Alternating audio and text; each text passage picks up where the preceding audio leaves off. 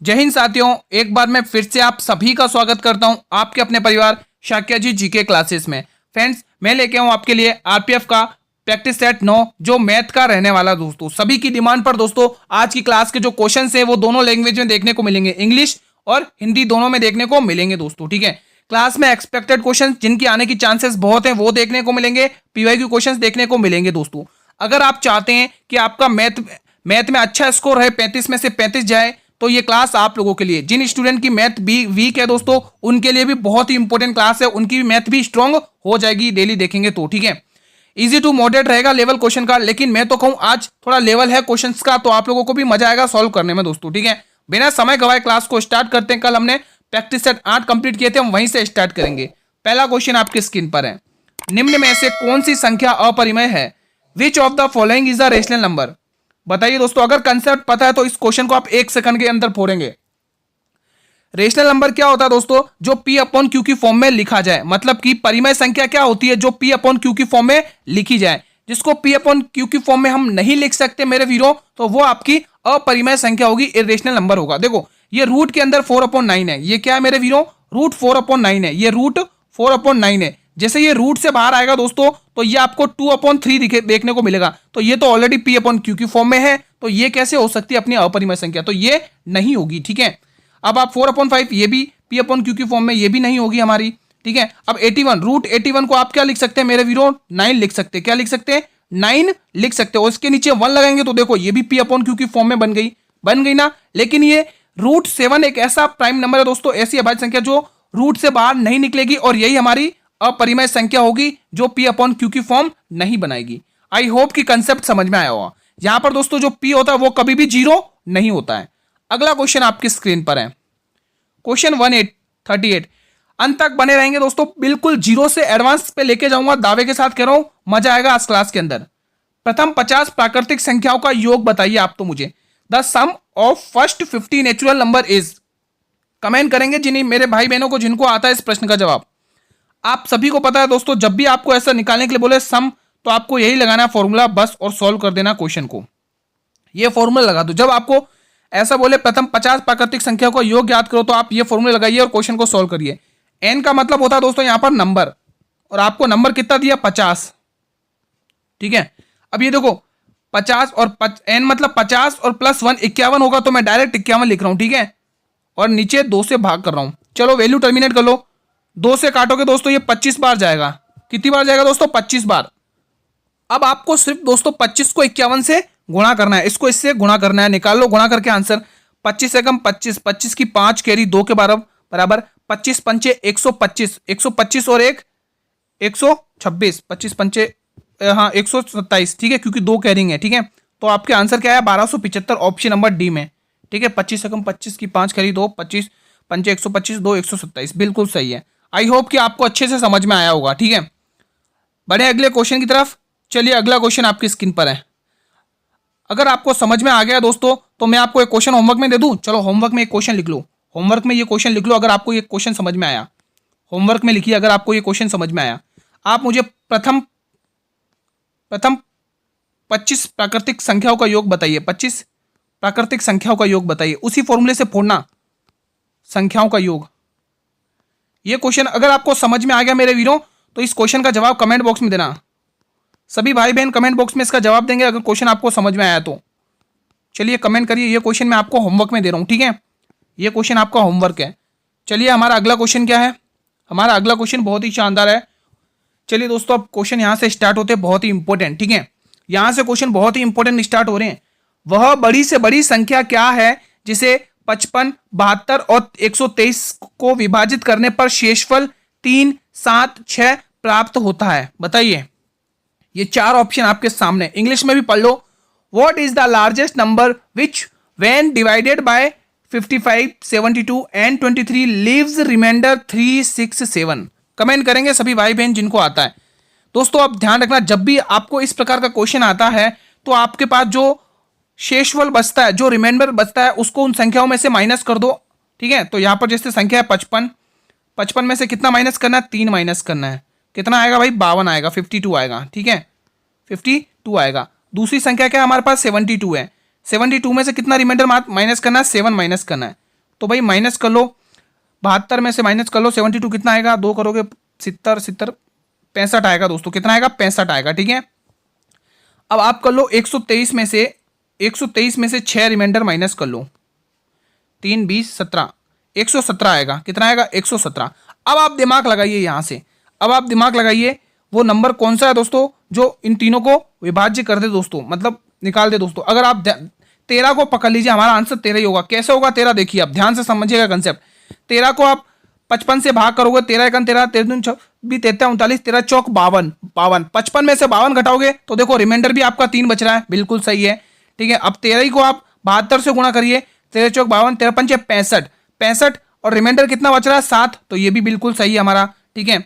अब 13 को ही आप 123 से डिवाइड करिए, 13 पंचे 65, 13 छंग 78, 13 सत्ते 91, 13 अट्ठे 104, 13 नब्बे 117, 13 नब्बे 117 और रिमाइंडर 6 बच रहा है, तो हमारा 13 बिल्कुल सही है। बाकी आप किसी से भाग करेंगे दोस्तों, ये रिमाइंडर नहीं बचेंगे, तो आपका ऑप्शन नंबर 13 बिल्कुल सही है।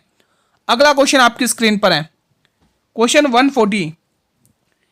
एक छात्र ने गलती से एक संख्या को 5/2 के बजाय 2/5 से गुणा कर दिया है, गणना में त्रुटि ज्ञात कीजिए। बहुत ही प्यारा सा क्वेश्चन है मेरे वीरों, ये क्वेश्चन एनटीपीसी सीबीटी 1 17/1/2021 शिफ्ट 1 में पूछा था। इंग्लिश में भी पढ़ लो। A student mistakenly multiply by a number 2/5 instead of 5/2, find the error in calculation. तो दोस्तों जब भी ऐसा क्वेश्चन है क्रॉस से करिए, आपके कभी गलती नहीं होगी। ये था सही और ये था गलत, ठीक है। सही क्या था भाई, उसको गुणा करना था 5/2 से, लेकिन उसने गलती से कर दिया गुरुजी 2/5 से। अब इसको उसने कहा है कि आप जो त्रुटि की गई है उसको निकालिए, तो बिल्कुल क्रॉस मल्टीप्लाई करेंगे, 5 25, ठीक है, और 2 2 4, 2 दूनी 4। यहां पर देख लो कितनी की त्रुटि हुई है गुरुजी, यहां पर अगर हुई है, मैं यहां पर लिख रहा हूं, ठीक है। यहां पर कितनी 21 की त्रुटि हुई है, कितने की 21 की, किसके ऊपर हुई है 25 के ऊपर। वहां पर नीचे स्पेस नहीं था तो मैंने यहां पर लिख दिया, ठीक है, 25 के ऊपर हुई है। 100 पर निकाल लो वैल्यू, आंसर आपके सामने। देखिए कैसे करेंगे, 25 से कम 25, 25 चौका 100, 21 चौके 84 आ गया आंसर, यानी 84 हमारे इस प्रश्न का बिल्कुल सही जवाब है। किस ऑप्शन में, बिल्कुल डी ऑप्शन में। आई होप कि आपको ये क्वेश्चन अच्छे से समझ में आया होगा दोस्तों, एग्जाम में ये क्वेश्चन पूछे जाते हैं। अगला क्वेश्चन, क्वेश्चन 141, बहुत ही इजी क्वेश्चन है, और ये इतना इजी क्वेश्चन देखो किसमें पूछा गया है, आरपीएफ के सब इंस्पेक्टर में इतना इजी क्वेश्चन पूछा गया है। 5/1/2019 शिफ्ट 3 में पूछा गया। शुरू से अंत तक बने रहना साथियों। क्लास को अभी तक जिसने लाइक नहीं किया लाइक करिए जल्दी से, और जितना हो सके उतना इस क्लास को शेयर करिए अपने मित्रों के साथ। जिन स्टूडेंट की मैथ वीक है दोस्तों, मैं दावे के साथ कह रहा हूं, आप डेली क्लासेस देखेंगे ना तो आपकी मैथ स्ट्रांग होगी, जो होगी मैथ में भी आपका स्कोर अच्छा जाएगा, ठीक है। तो चलिए इसका आंसर करिए दोस्तों, क्या रहने वाला है इसका आंसर बताइए। आप सभी को पता है ये किसका स्क्वायर है, ये किसका वर्ग है दोस्तों, 19 का वर्ग है, और नीचे डिवाइड में क्या है गुरुजी 19 है, प्लस ये 400 किसका स्क्वायर है, 400 दोस्तों 20 का स्क्वायर है, किसका 20 का, और बराबर बराबर क्या दे रखा है, x गुणा x 1, मतलब 1 को अगर आप x से गुणा करेंगे तो 1x ही आएगा, ठीक है। इसका कोई मतलब नहीं है, किसी भी नंबर से आप गुणा करोगे 1 को वही नंबर रिपीट कर देगा। तो आपको करना क्या है, 19 से कम 19, 1 को आपको 20 से प्लस करना, और निकलेगा जवाब आपके पास 21। भले आप 21 को इससे 1 से गुणा कर लोगे 21 ही रिपीट होगा। तो यहाँ पर तो दोस्तों ऑप्शन गलत है दोस्तों, तो आप लोग यहाँ पर ऑप्शन बाय मिस्टेक है दोस्तों, थोड़ा आप लिख लीजिए, करेक्शन कर लीजिए, 21 आएगा, ठीक है। ये ऑप्शन गलत है यहाँ पर, ठीक है। तो आपका यहाँ पे ये ऑप्शन सही जाएगा। अगला प्रश्न आपकी स्क्रीन पर है, क्वेश्चन 142, बहुत ही इंपॉर्टेंट है दोस्तों। इसका इंग्लिश वर्जन भी है, पहले आप हिंदी में पढ़ लो, पहले आप हिंदी में अच्छे से रीड कर लो, इसका इंग्लिश वर्जन भी है, ठीक है। अनीशा ने एक टीवी को उसके आरंभिक विक्रय मूल्य का 4/5 भाग खरीदा, और फिर उसने आरंभिक विक्रय मूल्य से 4% अधिक पर बेच दिया, तो अनीशा का लाभ प्रतिशत क्या है। इसका दोस्तों मैं आपको इंग्लिश वर्जन भी दिखा देता हूं, ये आपका इंग्लिश वर्जन है, इंग्लिश वाले पढ़ लें। Anisha bought a TV for 4/5 of its initial selling price and then sold it 4% more than its initial price. ध्यान रखना, more than its initial price. What is Anisha's profit percentage. ये मेरे वीरों एनटीपीसी 1/3/2021 शिफ्ट 1 में पूछा गया था क्वेश्चन। कमेंट करिए अगर आपको इसका जवाब आता है, सभी भाई बहन कमेंट करेंगे। चलिए क्वेश्चन सॉल्व करते हैं। माना कि उसका एक्चुअल सेलिंग प्राइस क्या है मित्रों, आरंभिक विक्रय मूल्य। यहां पर आरंभिक विक्रय मूल्य मान लो उसका, आरंभिक विक्रय मूल्य आरंभिक सेलिंग प्राइस लिख रहा हूं, विक्रय मूल्य आप समझ जाना, ठीक है। हमने आरंभिक विक्रय मूल्य कितना मान लिया, 100 मान लिया। कितना मान लिया मेरे वीरों, 100 मान लिया दोस्तों। यहां पर लिखो कॉस्ट प्राइस और यहां पर लिखो सेलिंग प्राइस, यानी एक तरफ क्रय मूल्य और दूसरी तरफ विक्रय मूल्य। अब आप उसने क्या कहा, ध्यान से सुनिएगा और ध्यान से समझिएगा, कंसेप्ट मजा आएगा समझने में। क्वेश्चन कह रहा है कि आरंभिक विक्रय मूल्य का, किसका, आरंभिक विक्रय मूल्य का 4/5 भाग खरीदा। आरंभिक विक्रय मूल्य हमारा कितना है, 100, इसका 4/5 भाग निकाल लो, आंसर आ जाए। यहाँ पे कॉस्ट प्राइस निकल जाएगी आपकी। 5 एकम यहां से काट लो, 5 एकम 5, ठीक है, और 5 की टेबल से 100 को डिवाइड करोगे तो 20 बार, और 20 चौके 80, तो आपके मेरे वीरों जो कॉस्ट प्राइस निकल के आई है वो 80 आई है। अब उसने आगे क्या कहा, ध्यान से सुनिएगा, फिर उसके आरंभिक विक्रय मूल्य से, आरंभिक विक्रय मूल्य 100 है, इससे 4 अधिक पर बेचा गया है, तो 104 पर बेचा गया। बिल्कुल कॉमन सेंस की बात है। उसने क्या कहा, आरंभिक विक्रय मूल्य से 4% अधिक पर बेचा गया है, तो 100 में 4 आप जोड़ोगे तभी तो अधिक होगा। अब आप खुद दिमाग लगाइए, आप कोई 80 रुपए का सामान लेके आ रहे हो, उसको आप 104 रुपए में किसी अपने फ्रेंड को बेच रहे हो, तो आपको साफ साफ दिख रहा है गुरुजी यहां पर हमें प्रॉफिट हुआ है। यहां पर मेरे वीरों कितने रुपए का प्रॉफिट हुआ गुरुजी, यहां पर साफ साफ दिख रहा है 24 रुपए का प्रॉफिट हुआ। आप सभी को पता गुरुजी, चाहे लाभ हो चाहे हानि हो, हम किस पर निकलते हैं गुरुजी, हमें पता है चाहे लाभ हो चाहे हानि हो, हम हमेशा कॉस्ट प्राइस पर निकलते हैं। तो कर लो 4 की टेबल से 20 की पारे से काट लो, 20 के पारे से काट लो, 20 चौके 80, 20 पंचे 100, 4 छंग 24 और 6 पंचे 30, आंसर आ गया आपका 6 पंचे 30, यानी कि ओवरऑल आपको 30% का लाभ हुआ है। आई होप कि इस क्वेश्चन को समझने में आपको कोई दिक्कत नहीं हुई होगी, अच्छे से समझ में आया होगा दोस्तों। ना समझ में आया हो मेरे वीरों, थोड़ा सा कर्सर पीछे करिए, आपको अच्छे से समझ में आएगा दोस्तों। अगला क्वेश्चन आपके स्क्रीन पर है, ये तो आपका इंग्लिश वर्जन था जो मैं आपको बता चुका हूं, ठीक है। बहुत सारे डिमांड करते कि सर जी आप मैथ के क्वेश्चन इंग्लिश और हिंदी दोनों लैंग्वेज में लाइए, तो मैं उन्हीं की डिमांड को पूरा करते हुए दोस्तों क्वेश्चन लेके आया हूं बहुत लैंग्वेज में, बायलिंगुअल, ठीक है। बहुत ही प्यारा सा क्वेश्चन है, इसका इंग्लिश वर्जन भी, पहले आप हिंदी वर्जन पढ़ लो। एक बॉक्स में रखे हुए 89 नोटबुक का औसत भार 8.9 kg है। बॉक्स में एक नोटबुक और रखने पर इसका जो औसत भार हो जाएगा वो 9 kg हो जाता है। इसे रखे गए नोटबुक का भार ज्ञात करना है, जो एक एक्स्ट्रा रखा है ना उसका आपको वेट मतलब भार ज्ञात करना है। आरपीएफ सब इंस्पेक्टर 11 तारीख पहला महीना 2019 शिफ्ट 2 में पूछा गया। जो भी भाई बहन सब इंस्पेक्टर की तैयारी कर रहे हैं उनके लिए इंपॉर्टेंट है। अब इसका इंग्लिश वर्जन देखिए, इंग्लिश वर्जन पढ़ लो, तब तक आप वो हिंदी वर्जन का सॉल्व करो। एक the average weight of 89 notebook kept in a box is 8.9 kg by adding one more item, बहुत ही इंपॉर्टेंट लाइन है, by adding one more notebook in the box it's average weight becomes 9 kg। जब आप 1 kg एक notebook और add करते हो तो उसका औसत वजन कितना हो जाता है, 9 किलो।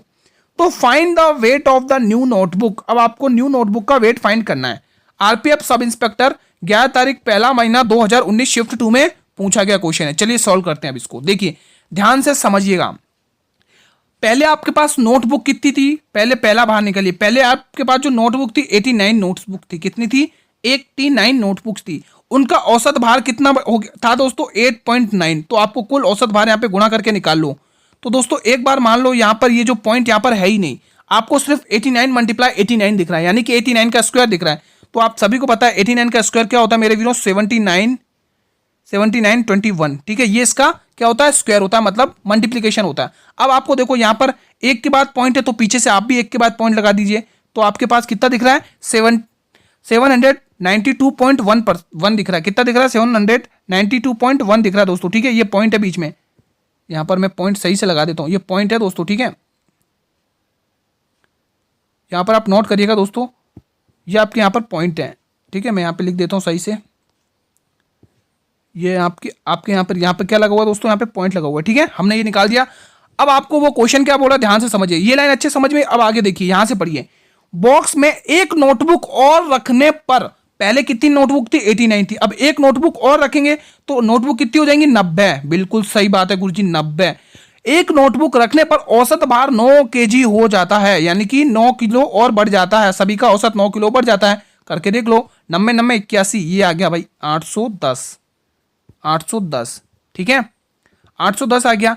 अब उसने कहा कि रखे गए नोटबुक का भार ज्ञात कर लो, तो निकाल लो। 810 में से आप यहां पर माइनस कर लो। 810 में से 810 में से जब आप 792.1 माइनस करोगे मेरे वीरों, तो जो आपके आंसर निकल के आएगा मैं आपको बता देता हूँ 17.9 आएगा। कर लो माइनस दोस्तों, माइनस तो आपको आता ही होगा, कर लो जल्दी से। ये आपके 7.9 आएगा। बिल्कुल सी ऑप्शन को लॉक करेंगे। बहुत ही इंपॉर्टेंट इस टाइप के क्वेश्चंस एवरेज से अक्सर एग्जाम में पूछे जाते हैं दोस्तों, ठीक है। तो आप लोग अच्छे से नोट करिएगा इस क्वेश्चन को। अगला क्वेश्चन आपकी स्क्रीन पर है, क्वेश्चन 144 क्या कह रहा है, ध्यान से पढ़िएगा, ध्यान से समझिएगा। एक शंकु की त्रिज्या 5 सेंटीमीटर है और इसकी तिर्यक ऊंचाई यानी कि स्लैंट हाइट इसकी तिर्यक ऊंचाई 16 सेंटीमीटर है, ठीक है।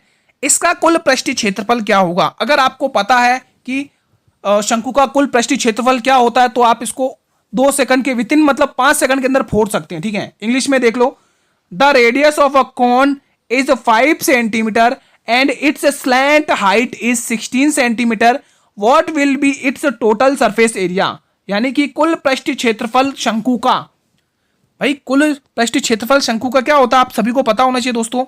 यहां पर मैं ये total surface area of cone है ना, तो निकाल लो भाई। यहां पर मैं लाइन खींच के यहां पर लिख ले रहा हूं फॉर्मूला आपके लिए, लिख लो फॉर्मूला लिख दे रहा हूं, सॉल्व करो। पाई आर गुणा आर प्लस एल, एल को मैं डिनोट कर रहा हूं स्लैंट हाइट से। यह आपके शंकु का कुल पृष्ठीय क्षेत्रफल है दोस्तों, ठीक है। इसी के बेस्ड पर आप क्वेश्चन सॉल्व करिए। इसने क्या बोला पाई, तो 22/7 लिख दिया, बिल्कुल है। गुणा इसने त्रिज्या कितनी दे रही है हमें 5, हमने लिख दिया गुणा। अब देखिए दोस्तों, अब देखिए कैसे करना है इसको। एक काम करिए दोस्तों, ये वाला यहां से हटा दीजिए, यहां पर ये इतना ही होगा ठोस, ये आर नहीं आएगा, एक्स्ट्रा आर नहीं आएगा, ठीक है। इसको मैं सही से लिख देता हूँ पाई प्लस आर, ठीक है। यहां पर मैं सही से लिख देता हूँ पाई प्लस एल, ठीक है। एल मतलब स्लैंट हाइट। चलिए अब इसको, ये एल है दोस्तों, स्लैंट हाइट है, ठीक है। अब निकाल लीजिए।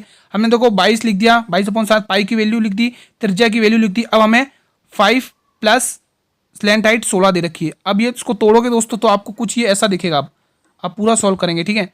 यहाँ पर 22/7 गुणा में 5, ठीक है। इन दोनों को ऐड किया, कितना आया 21 आया। अब इसको सॉल्व कर लो, आंसर आ जाएगा आपके कदमों में। देखो 7 तिया 21, 22 पंचे 110, 110 तिया 333, गया 33, ठीक है। तो option number D. I hope कि आपको समझ में आया होगा दोस्तों। इसमें कोई समझने की बात ही नहीं दोस्तों, खाली फॉर्मूला बेस्ड है। फॉर्मूला याद हो तो आप फोड़ दोगे, ठीक है। अगला क्वेश्चन 185 बहुत लैंग्वेज में है दोस्तों। एक ट्रेन 80 किलोमीटर की गति से चल रही है। कितनी उसकी स्पीड है? 80 किलोमीटर की गति से। यदि ट्रेन की लंबाई 400 मीटर है तो बिजली के खंबे को पार करने में कितना समय लगेगा? A train is running at a speed of 80 kilometre. If the length of a train is 400 metre, how much time will it take to cross the electric pole? Comment करेंगे। बहुत ही प्यारा सा क्वेश्चन है, सभी भाई बहन कमेंट करेंगे। अगर आपको कंसेप्ट पता तो 5 सेकंड 6 सेकंड के अंदर क्वेश्चन फोड़ दोगे। कैसे? जब ट्रेन किसी बिजली के खंबे को पार करती है तो ट्रेन के सापेक्ष में बिजली के खंबे की कोई हम लंबाई नहीं लेंगे, क्योंकि बिजली का खंबा सीधा खड़ा होता है। मैंने हमेशा बताया, अगर आदमी और कोई खंबा खड़ा हो तो उसके सापेक्ष में ट्रेन की लंबाई ली जाती है, उस खंबे या आदमी की लंबाई नहीं ली जाती है। आपको पूछा है कि कितना समय लगेगा। समय लगेगा दोस्तों, आप सभी को पता है समय कैसे निकालते हैं हम। समय कैसे निकलता है भाई? समय क्या होता है? दूरी बट्टे चाल। क्या होता है मेरे वीरों? दूरी बट्टे चाल होता है। समय क्या होता है मेरे वीरों? दूरी बट्टे चाल। लिख लो दूरी बट्टे चाल। अगर इंग्लिश में देखना चाहो तो time is equal to distance upon speed, ठीक है। Time is equal to distance upon speed, ठीक है। हमें समय निकालना, हमें दूरी दे रखी है, उसने कितनी लंबाई दे रखी है? 400 मीटर की। हमने लिख दी 400 मीटर की लंबाई, ठीक है। अब हमें चाल दे रखी है 80 किलोमीटर की। अब आप दिमाग लगाइए, ये वैल्यू मीटर में और ये वैल्यू किलोमीटर में, जमीन आसमान का अंतर हो रहा है दोस्तों। तो आप कैसे करेंगे? इस स्पीड को ही आप चेंज कर लो दोस्तों, किसमें? मीटर पर सेकंड में। इस स्पीड को ही चेंज कर लो आप मीटर पर सेकंड में। तो यहाँ पर थोड़ा सा करेक्ट सही कर लो, स्पीड में 80 लिखना था, स्पीड को ही आप मीटर पर सेकंड में चेंज कर लो। जब आप किलोमीटर से मीटर पर सेकंड में जाते हैं तो 5/18 से गुणा करते हैं। अब देखिएगा दोस्तों कितनी जल्दी क्वेश्चन को सॉल्व करेंगे। टेक्निक से सॉल्व करना है आपको। देखो 5 एकम 5 की टेबल से काटोगे, 5×8 40, ये आया 80 बार। कितनी बार? 80 से। अब 80 से आप 80 उड़ा दोगे, बचा गया 18 सेकंड। आ गया ना आंसर 18 सेकंड में? 18 सेकंड आपका आंसर आ गया 18 सेकंड। किस ऑप्शन में भाई? ऑप्शन नंबर बी में। कितना इजी तरीके से सॉल्व किया है दोस्तों हमने, ठीक है। तो आप इसी तरह से क्वेश्चंस को सॉल्व करिएगा, इसी तरह से स्मार्ट अप्रोच लगाइएगा। बस कंसेप्ट पता हो, फिर क्वेश्चन कितना भी बड़ा हो हम उसको चुटकियों में फोड़ देंगे। क्वेश्चन 146, ये बहुत ही समझदारी वाला कंसेप्ट है, मजा आएगा इसको सॉल्व करने में। मैंने कहा था इजी टू मॉडरेट रहने वाली है, मतलब कि मॉडरेट मतलब कि थोड़े लेवल के क्वेश्चंस रहेंगे डेली, ठीक है। 60 रुपए प्रति लीटर वाले दूध की मात्रा में 5 लीटर पानी मिलाया जाता है। बहुत ही इंपॉर्टेंट लाइन है। यदि मिश्रण को उसी दर पर बेचने पर 20% का लाभ होता है तो मिश्रण में शुद्ध दूध की मात्रा ज्ञात करिए। बताइए मेरे वीरों, क्या होगा इसका सही ऑप्शन। चलिए इंग्लिश में भी थोड़ा पढ़ लेते हैं, इंग्लिश में पढ़ लो भाई इंग्लिश वाले। 5 litre of water is mixed in a quantity of a milk costing 60 rupees per litre. If the mixture is sold at the same rate, उसने क्या बोला same rate, there is a profit of 20%। Then what is the quantity of pure milk in the mixture. बताएंगे मेरे वीर क्या होगा इसका सही जवाब। सभी स्टूडेंट्स बताएंगे क्या रहने वाला है इस प्रश्न के लिए सही ऑप्शन। भाई आप उस क्वेश्चन ने बोला है कि 20 रुपए प्रति लीटर वाले दूध की मात्रा, और आपको यहां पर प्रॉफिट कितना हो रहा है 20% का, तो 20% का प्रॉफिट हो रहा है दोस्तों, आपको उसने क्वेश्चन ने कह दिया है 20% का प्रॉफिट हो रहा है यार। और रुपए और किस पे हो रहा है दोस्तों, ये 60% की वैल्यू 20% है दोस्तों, ठीक है। 60% की वैल्यू 20% है, ठीक है। अगर आप चाहे तो मैं आपको पूरा करके बता देता हूं बेसिक, नहीं तो बहुत सारे सोचेंगे ये 50 डायरेक्ट कहां से लेके आए। आपको पता होता है एक तरफ कॉस्ट प्राइस होती है और एक तरफ सेलिंग प्राइस होती है, ठीक है। उसने कहा है कि 20% का प्रॉफिट हुआ है। 20% की फ्रैक्शन वैल्यू क्या होती है, 20% की फ्रैक्शन वैल्यू गुरुजी 1/5 होती है, 1/5 होती है। ये 5 रुपए तो आपकी कॉस्ट प्राइस होती है और 1 रुपए प्रॉफिट है, ठीक है। ये आपके प्रॉफिट होता है, ठीक है। तो 5 से वैल्यू 6 हो गई है, और इस 6 की वैल्यू उसने दी है 60 रुपए, यानी कि 10 गुना। कितना 10 गुना, तो यहां पर 10 गुना करो कॉस्ट प्राइस को, कितना होगी कॉस्ट प्राइस, आपकी कॉस्ट प्राइस अब कितनी होगी 50 रुपए, ठीक है। तो मैं आपको डायरेक्ट दिख रहा हूं टोटल मिश्रण आपका कितना हो गया 50 रुपए का, ठीक है। एक तरफ तो आपके दूध है, इधर लिखा दूध और इधर लिखा हमने पानी, ठीक है। इधर लिखा हमने पानी, ठीक है दोस्तों, समझ में आया यहां तक अच्छे से। ये आपकी कॉस्ट प्राइस ओवरऑल कितनी निकल गई 50, तो यहां पर लिख लो भाई हमारी ओवरऑल कॉस्ट प्राइस कितनी निकल गई 50, ठीक है। लेकिन उसने कहा भाई 60 रुपए का दूध है। अब यहां पर हमें इसकी यहां पर भी कॉस्ट प्राइस ही आएगी। जब यहां पर कॉस्ट प्राइस लिखी तो यहां पर भी कुछ नहीं है, तो हम 0 एज्यूम कर लेंगे, ठीक है। अब आप इसमें एलिगेशन लगा दो, यहां से आप एलिगेशन लगाइए, इसमें एलिगेशन लगाइए, तो यहां पर तो बचेगा 10 और यहां पर बचेगा 50, ठीक है। अब आप वैल्यू टर्मिनेट कर लो, देखो 0 से 0 गया। अब उसने क्या कहा, लाइन को ध्यान से पढ़ेंगे। यदि मिश्रण में यहां से यहां से मात्रा में 5 लीटर पानी मिलाया जाता है, कितना लीटर पानी मिलाया जा रहा है 5 लीटर पानी की बात हो रही है।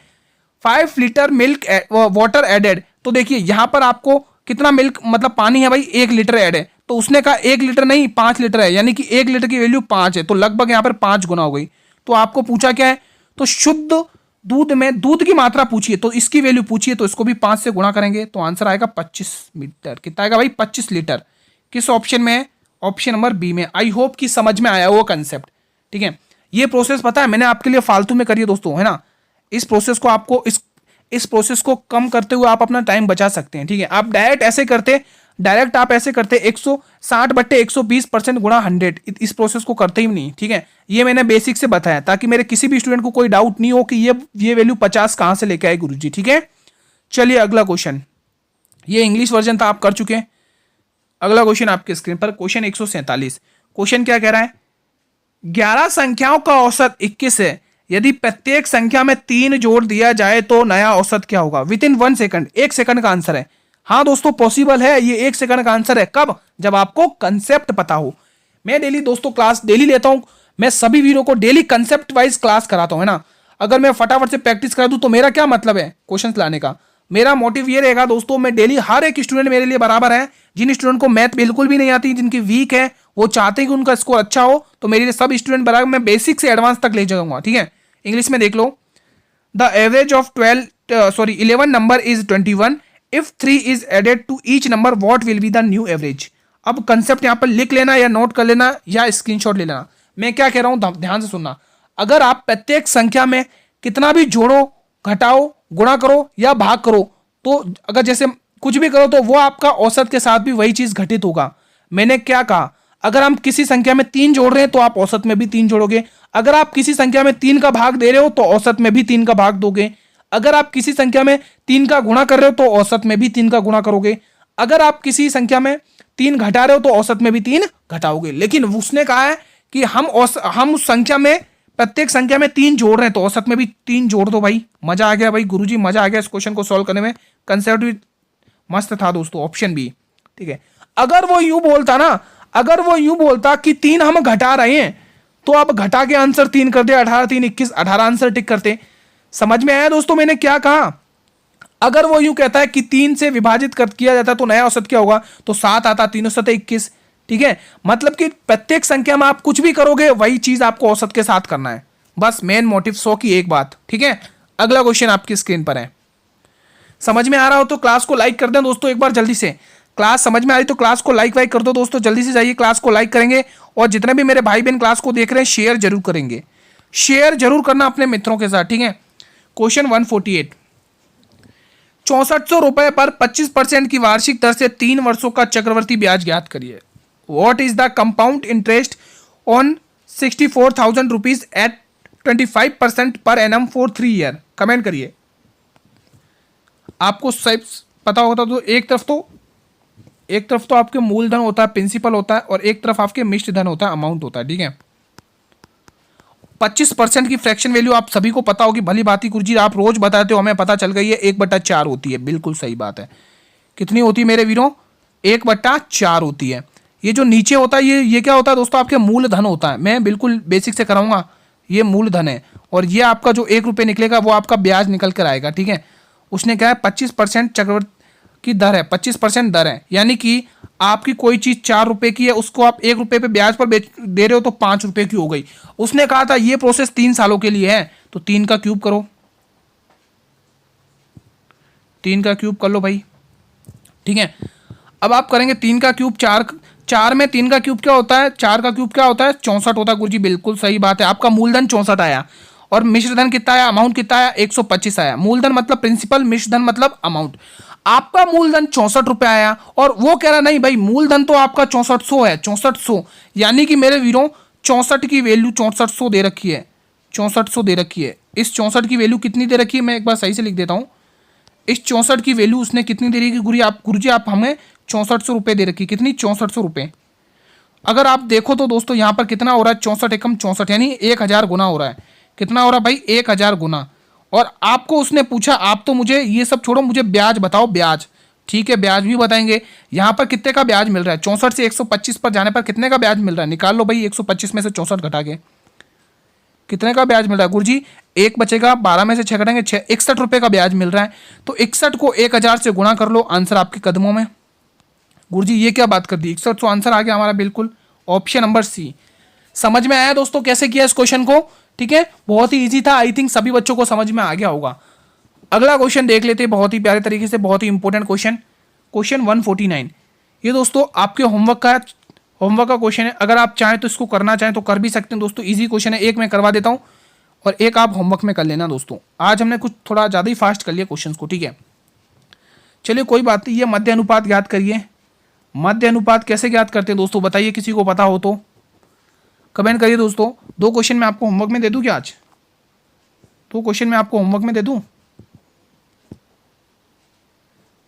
चलिए दोस्तों, इन प्रश्नों के आंसर करिए। 2 क्वेश्चन मैं आपके लिए आज लेके आया था होमवर्क में। ठीक है, इसको होमवर्क में नोट करिए। ये मैं डेली क्लासेस में करवाता हूँ क्वेश्चन। ठीक है, इस टाइप का पॉइंट वाला भी करवाता हूँ और वैसे सिंगल नंबर वाला भी करवाता हूँ। ठीक है, तो आप ये नहीं बोलेंगे गुरुजी हमें ये नहीं आता, मैं आपको करवा चुका हूँ। प्रीवियस वीडियो देख लीजिए, वहाँ पर ये करवाए सारे क्वेश्चन। ठीक है, एक क्वेश्चन तो आप ये होमवर्क में टिक करेंगे, और मेरे वीडियो मैं आपके लिए एक क्वेश्चन और लेके आया हूँ होमवर्क में, एक क्वेश्चन आप ये होमवर्क में करेंगे। कर लेंगे दोस्तों? आपको ये वाला अभी तक मैंने नहीं कराया, चलो मैं करा देता हूँ। ये वाला ए और बी का अनुपात दे रखा 3 और 4। ठीक है, बी और सी का अनुपात दे रखा 3 और 2।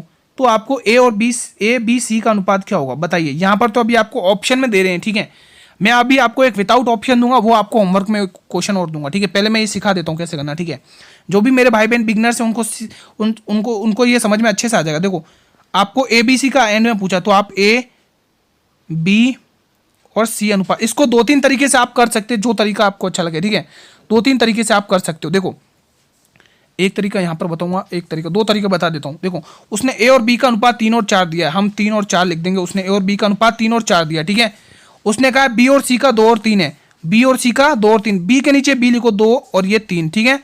अब आपको करना कुछ नहीं है, बहुत ही इजी तरीके से सॉल्व करेंगे। देखिए यहाँ से 4 है तो इसको आगे 4 शिफ्ट करिए, यहाँ पर 2 है तो आगे 2 शिफ्ट करिए। अब गुणा कर दो, आंसर आपका आ जाएगा। गुणा कर लो, आंसर आपके कदमों में। कैसे? 3 दूनी 6, 4 दूनी 8 और 4 तिया 12। गुरुजी हमारा आंसर आ रहा है 6, 8, 12। ये तो इसमें है ही नहीं, तो बिल्कुल नहीं मिलेगा दोस्तों। जब आप इसको लोवेस्ट फॉर्म इसकी करोगे, इसको थोड़ा वैल्यू टर्मिनेट काटा पीटी करोगे तब आएगा। 2 तिया 6, अब आने लग गया 2 चौके 8 और 2 छंके 12, यानी 3, 4, 6 किस ऑप्शन में? ऑप्शन नंबर ए में। समझ में आया कैसे करना है? अब एक तरीका ये और देख लो, ए अनुपात बी, ठीक है, और बी अनुपात सी, ठीक है। अब ध्यान से सुनिएगा, हमें ए बी का अनुपात पूछा तो लिख लो पहले से ए अनुपात बी अनुपात सी, ठीक है। अब उसने ए बी का अनुपात कितना दिया? ध्यान से सुनना, ए बी का अनुपात उसने गुरुजी 3 और 4 दिया है और बी सी का अनुपात 2 और 3 दिया है। अब आपको करना कैसे है? देखो ए बी सी का निकालना है तो पहले आप इनको मल्टीप्लाई करिए। 3 दूनी 6 लिखिए, 3 दूनी 6, बिल्कुल सही बात। अब आप इन दोनों को मल्टीप्लाई करिए, यानी ऐसा एन चलेगा। मैं आपको एन बताऊंगा, इसमें एन से खेलते 4 दूनी 8 और ये सीधी वैल्यू 4 तिया 12, कर लो शॉर्ट, 2 तिया 6, 2 चौके 8 और 2 छक्के 12। जो आपको अच्छा लगे वो आप कर सकते हैं इन दोनों मेथड से, ठीक है। ये आपके आ गया यहाँ पर और ये आपके यहाँ पे। इसमें ऐसा उल्टा एन चलता है दोस्तों, उल्टा एन चलता है इस वाले क्वेश्चन, इस वाले मेथड में।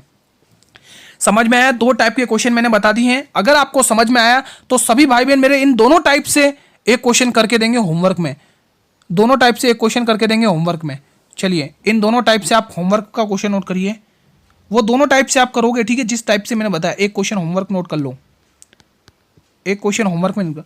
चलो मैंने ए और बी का अनुपात दिया, ए और बी का अनुपात है आपके लिए 4 और 5 का, ठीक है, 4 और 5 का।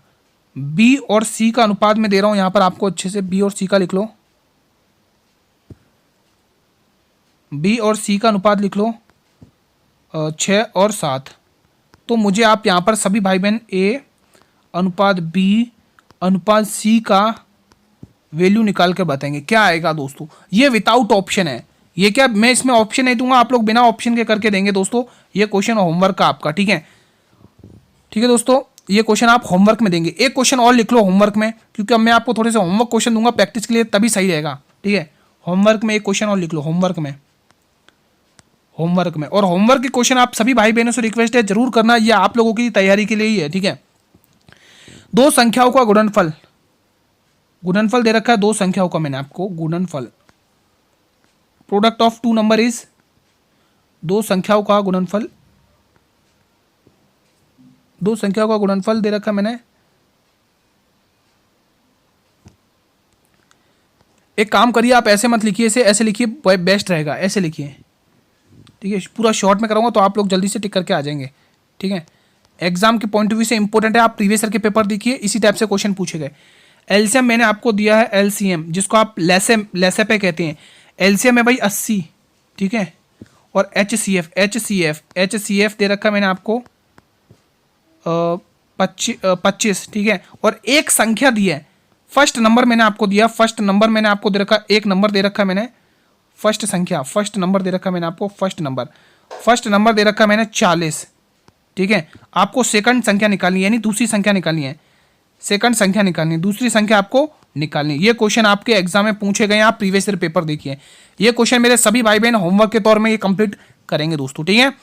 तो मेरे वीरों आज की क्लास को हम यहीं पर वाइंड अप करते हैं। क्लास कैसी लगी मेरे वीरों कमेंट करके जरूर बताइएगा दोस्तों। अगर ये क्लास अच्छी लगी तो सभी भाई बहन एक बार इस क्लास को लाइक कर देंगे, जल्दी से क्लास को लाइक और शेयर करिए। और आज के लेवल क्वेश्चंस का कैसा था कमेंट करके बताइए। आज बहुत ही शानदार लेवल के क्वेश्चंस हमने डिस्कस किए जो एग्जाम में पूछे जाते हैं। दोस्तों बेफिक्र रहिए, आपको बिल्कुल एग्जाम ओरिएंटेड ही पढ़ाया जा रहा है।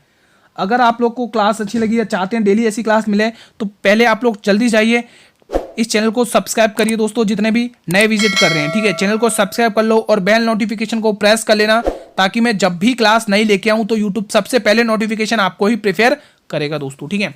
और बहुत सारे स्टूडेंट डिमांड करते हैं कि गुरुजी क्लास की पीडीएफ दे दो। दोस्तों पीडीएफ के लिए आप लोग मेरे पहले फ्री पीडीएफ अगर आप चाहते हैं तो डेली बेसिस पर आपको फ्री पीडीएफ हर क्लास की मिलेगी। आप लोग जल्दी से जाइए वीडियो के डिस्क्रिप्शन बॉक्स में, इस वीडियो के डिस्क्रिप्शन बॉक्स में टेलीग्राम ग्रुप का लिंक दिया हुआ है। जल्दी से टेलीग्राम ग्रुप को ज्वाइन कर लो और वहां पर आपको जितनी भी हमारी आरपीएफ की क्लास की पीडीएफ क्लासेस हुई हैं उन सभी की पीडीएफ वहां पर अपलोड हो चुकी हैं। आप जल्दी से जाइए, टॉपिक वाइज आप अच्छे से पीडीएफ लीजिए और वहां से अच्छे से रिवीजन करिए दोस्तों, ठीक है। आप सभी को, जो भी भाई बहन डेली जुड़ते हैं उन सभी को पता है क्लास डेली 8 PM पर आती है, ठीक है। क्लास डेली 8 PM पर आती है।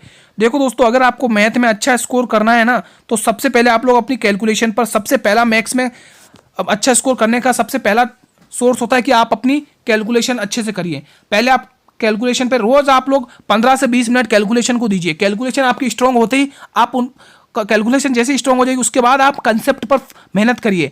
कंसेप्ट प्लस कैलकुलेशन, जब इन दोनों की ताकत मिलती है ना, तो बड़े से बड़ा कोई भी क्वेश्चन उसको आप फोड़ कर आओगे एक झटके में। सही कह रहा हूं दोस्तों, जब कंसेप्ट प्लस कैलकुलेशन की ताकत मिलती है तो आप कोई भी क्वेश्चन को पछाड़ दोगे दोस्तों, ठीक है। और प्रैक्टिस, तीसरा नंबर है प्रैक्टिस, ठीक है।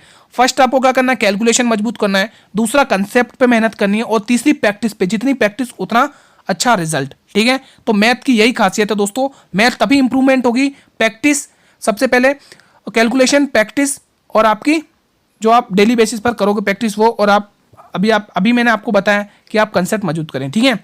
तो भाई कल हम इसी टाइम पर एक और नई क्लास के साथ मिलेंगे दोस्तों। डेली अगर आप क्लासेस देखेंगे तो मैं दावे के साथ करूँ आप 35 प्लस करके ही आओगे, इवन 35 मतलब 30 प्लस तो करके ही आओगे, दावे के साथ कह रहा हूँ। मैं हर एक वो टाइप कराऊंगा जो एग्जाम में पूछे जाते हैं, जिस लेवल के क्वेश्चंस पूछे जाते हैं। बेफिक्र रहिए, कांस्टेबल का ज़्यादा टफ पेपर नहीं आएगा, ठीक है। कल हम इसी टाइम पर एक और नई क्लास प्रैक्टिस सेट के साथ मिलेंगे। आज तो 9 कवर हो गए, कल 10वें के साथ मिलेंगे इसी जोश और जुनून के साथ। तब तक के लिए मेरे वीरों, जय हिंद, जय भारत, वंदे मातरम, धन्यवाद।